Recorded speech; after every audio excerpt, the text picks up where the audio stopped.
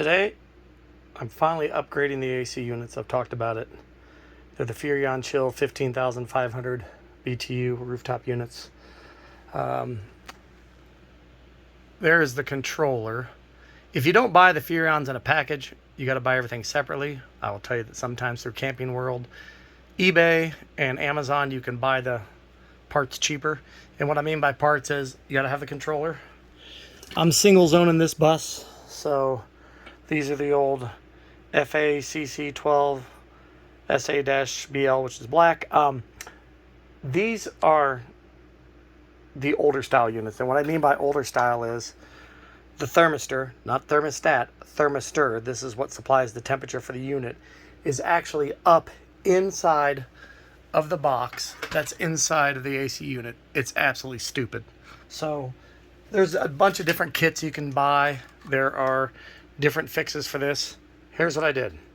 I snipped that wire off and I extended it through two of the wires that are used on the current wiring harness that goes up to the AC. I'll get to that in a second. There's 10 wires in total in this wiring harness that Bluebird installed. We don't use all of them. So there's extras. That's going to pay off, and I'm going to show you why it's going to pay off here in a second. So I chose randomly the yellow and the white wire to splice in to the wire for the thermistor, and then I cut the thermistor off, and down here you can see where I spliced it in. So that is actually going to hang out a little bit underneath the thermostat. Furrion's ridiculous. These thermostats do not have a thermostat in them, if that makes sense. This is merely a controller for the AC unit itself. Here's the other problem. On the back of our original thermostats, and these are true thermostats, we have 12 volt that is supplied from the bird to the thermostat. This is the first problem. That 12 volt stops right there at that hole. This was the old thermostat. It hung on the wall. You had 12 volt and ground that goes up to there. It terminates there. It does not go up to the AC unit. The Furrions, however, require 12 volts up at the AC unit. Now, in our factory Dometics, 120 volt goes up there. It's transferred down to 12 volts, and they use it up top there. This needs a whole separate line. So the biggest pain in the butt is you got to run a 12 volt line to tie in to the 12 volt wires that were hanging out there. I've tucked them up in the wall. It's really not that big of a deal. I've got the cabinets, and with my cabinets I was able to pull out the backing, run the wire down, and tie in, bringing the 12 volt up to here. All right, so here's the other problem. On the back of our original thermostat, we have two wires. On mine it happens to be the blue. The blue are for the furnace. I'm going to open this up here. At the bottom of the thermostat you can see TB3, TB4, and if I spread those wires apart you could see furnace under there. That's what operates the AquaHot. So those wires, blue wires, also terminate right here. They come out, hook into the original thermostat, and you're done. Those two have to be up here at the control box because the furnace wires that operate the furnace are the two brown wires. Polarity does not matter on these two brown wires. They're both marked furnace and furnace. So what I did, the gauge on the wires coming out of the controller are thicker than the wires that are in the Bluebird's factory harness. So what I did is I chose the orange wire and the brown wire, and I know this is hard to see on the video, but I'm going to explain it verbally here for you. And then the black wire and the gray wire. I twisted the black wire and the gray wire together and hooked it to one side of the furnace, and then I took the orange and the brown, twisted those together, hooked it to the brown wire of the furnace, and then when I came down here I did the same thing. The two blue wires were sticking out of the wall here, factory from Bluebird, and I tied those in to the wires that I combined up here. So again, the brown orange I tied to one of the blues on the other end, and the gray black I tied to one of the blues on the other end. So basically those are just trigger wires for the AquaHot. So those are now up here. So I use the orange brown to tie into the blue wire for the furnace, I use the gray and black. Again, these aren't gray with black stripes. This is a gray wire and a black wire. They're twisted together. Use those. I use the white and the yellow to relocate the thermistor, and then you'll have your standard wires for your thermostat that match up green to green, purple to purple, red to red, blue to blue. You'll see that down here.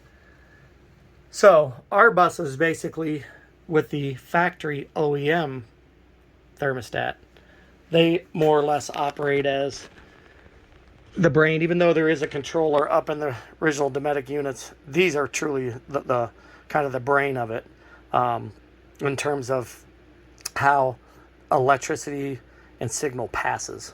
On the new one, it's merely just a switch or a trigger to set the temperature.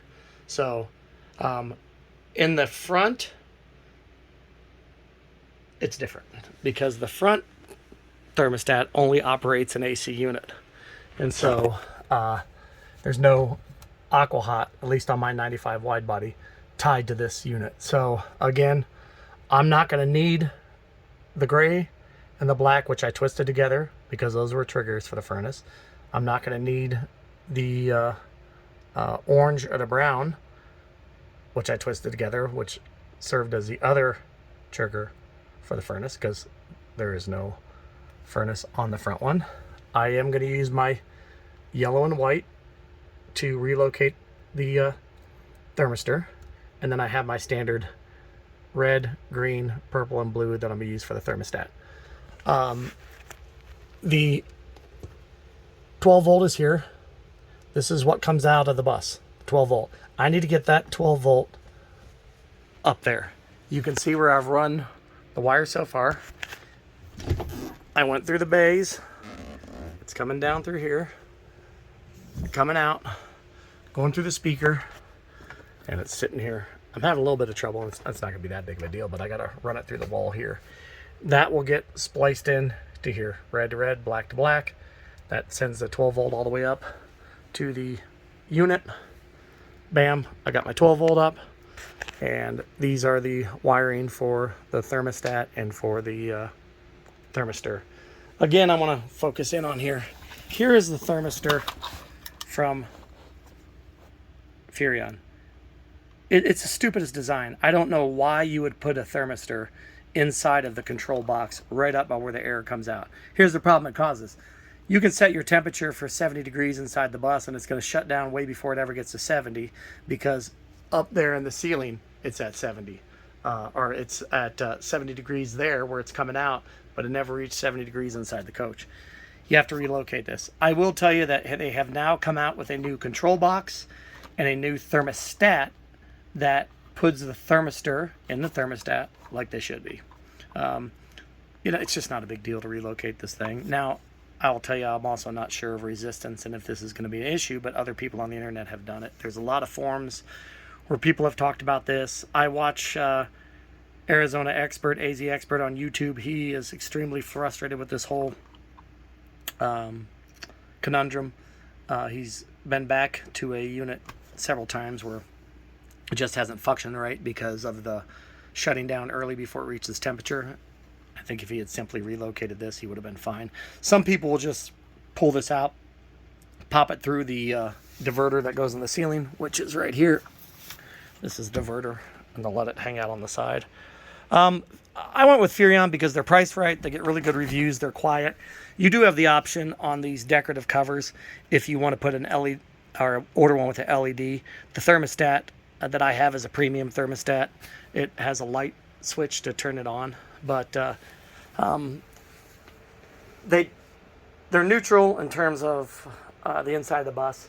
I was planning on not using them and using my original ones just to keep it original, but that's not going to happen. So it's a big project. Again, I went in and smashed out all of the wood around the tops of the AC unit openings. These are the drain lines that come apart. There's my spacer that I cut the solid line and put something flexible in, and that's the drain that it goes into. this is a whole nother story. I will eventually get the Furrion to drain into these. I have a plan. Right now the Furrions are just supposed to drain in the roof. It's going to take a little bit of work, but not a big deal. I went in, put spray foam above here to stiffen these up, stiffen it up here, and then I've got the new wood blocks that I cut that will go in here and fill all this in, and then I'll foil tape it all, and it will all be sealed up. But yeah, it's a little bit of a project. The bus is a disaster. Most of you guys that have been in this bus know it's always spotless. Yeah, that's not the case. Hey, look at that new TV. New TV's going up right there. Made the mount. Got to put the trim ring up around it. But I've got to take that back down because the roof project's still going on, and I got to put my spotlight back up. But this one's done. All ready to go. I've got one of the units just sitting up there temporarily right now to test it. It all went good. And then the unit back here is all done. Again, I had to run the wires. A little bit of pain in the butt, but it's done. Foamed yesterday. Got to get in there and trim out the extra. There's my new block spacers. I made these 1/4 inch taller so that it flexes this out a little bit more, so that there's actually a raised lip all the way around the opening so that water doesn't drain back into the bus. You can see the factory thermostat is still in here. The rear one is a little bit different. They've got a bunch of wires all tied together here, and I need to get into this to figure out why they've doubled up the wires from the furnace and the ground together. I'm just going to wire it just like they had it, but it's coming along. Again, this is all a project that is time consuming, so let you know how they all fire up. Take care.